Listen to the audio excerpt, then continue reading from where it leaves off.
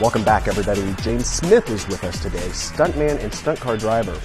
And James, before we went to the break, I wanted to ask you, or I mentioned I wanted to ask you about your thing is doing two wheels, taking a car, getting it up on two wheels, and what if something goes wrong with that, or have you had any experiences with something going wrong? Accidents? Do you have any stories there? Yeah. They can roll over. Yeah? Does that happen? When you're at the balance point with a car, you're just as close to being on your roof as you are back on all four. And if you hit a slick spot, if it's raining, or if the tire size is wrong and the wheel touches the ground, it can get really dicey. Is there special tires on those cars, or is it? It's nicer to have a thicker ply tire. There's a few things that makes it better. I can pretty much ski any car out there, but it's nicer to have different preparations. You mentioned that you've worked on the East Coast, obviously in LA, and yet you choose to live right here in the Gorge, in the Lyle area, in fact. Why the Gorge? That's a nice area. Well, we know that. Very nice area. My dad's family is from here. My grandpa born back here in 1910. Okay. So my dad was born in Arkansas, but he was raised out here. And so when in the late 80s, my immediate family, my brother and mother and father and I moved out here, and we like it. Family, friends. It's a great place to live. Yeah, it really is. So you've got family out here. You've built a big shop out here. Is that correct? Yeah, it's not that big. Okay. It gets the job done. Yeah. And what do you do in there? Well, we do car restoration. Okay. We have a machine shop, so we have a lot of heavy equipment, lathe milling machines, so we can fabricate, machine parts, create things. So we can totally invent and create things.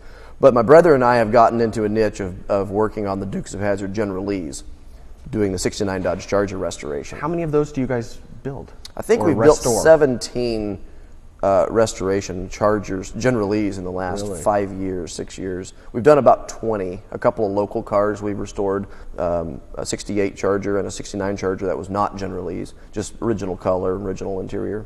So who's buying these? Who's having you do this? Dukes of Hazzard fans. Yeah? People like me that sat on the couch at the age of 10 and 12 years old watching the General Lee fly through the air, saying, that's my dream car. When I get older and get enough money, I'm going to buy that car. So now there's people in their 30s and 40s and even 50s that have a nice home, have a business or two, and they go, you know what, I can, some people, they'll refinance their home to do a little construction project, and they'll have enough money in there to buy a General Lee while they're at it. So what does something like that cost? I mean, if not for you to restore, but if I wanted to buy one. About $50,000 for a completely restored Dodge Charger. Okay. Not too much more than a brand new car on the lot. If you went to buy a brand new Camaro or a new Challenger. Yeah, I guess that's true. But you're getting a 69 Dodge Charger with brand new interior, brand new wiring, engine, drivetrain, the whole thing. And bright orange? Can be if you'd like it. Yeah. Do you usually do them in other colors? Mm-hmm. We can. Okay. How many have you done any in the orange? We've done, like I said, 17 orange Chargers, General Lees, and then we've done 3 or 4 red cars or gold or blue, different colored cars. Okay. Any people that are potentially we might know that are famous that have bought your cars? Gary Baxley was one of the first ones we did. We did a car to do a jump in Georgia. Then in 2003, they wanted to commemorate the 25th anniversary of the Dukes of Hazzard, as the first jump was in 1978.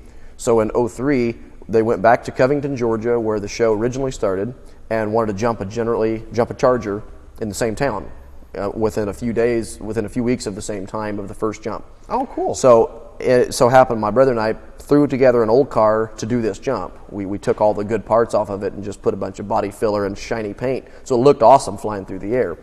And that kind of started things, because then people saw, well, if these guys just throw together one that looks this nice, they could probably restore one really nice. So we want them to do, because we tried to make it look very correct. Mm-hmm. Is your brother also a stunt person?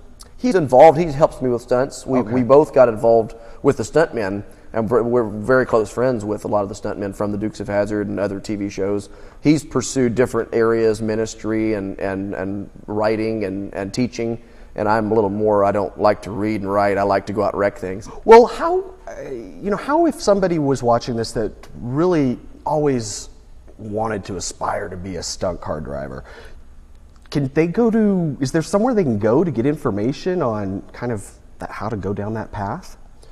Well, there's several different schools available or preparation for if you want to learn how to slide a car around a corner, box park it, stuff you see in movies. There's Rick Seaman has a great program down in L.A. Bobby Orr does a school on that. There's several around.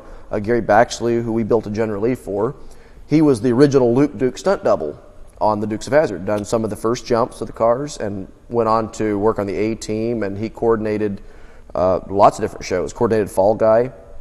And my brother and I built a General Lee for him and his son, Hunter. Yeah. He put on a stunt training, and I'm not sure if it's still going. Tony Snegoff, another high-profile stunt coordinator in Hollywood, a Ben Stiller stunt double. Oh, really? I went down and hung out with those guys for a few weeks because I was working on a car for Gary, so he said, yeah, come on down and, go through the school.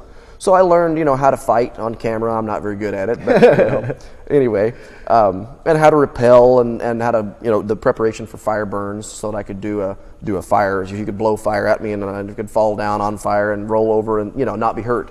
Really? Which, I wouldn't advise anybody doing that unless they've had the preparation for it. So training is like I said before, stunt work is 90% preparation. Yeah. So there is schools available. It won't get you a job, but it'll get you prepared if a job comes along. Gotcha. All right.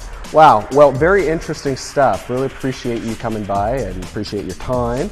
But we've run out of time, so it is time to go. Thanks, you guys, for joining us on Localite. We will see you next time. John Compton here saying thanks again for watching. And remember, if you've got a guest idea, let us know. Just visit localite.com.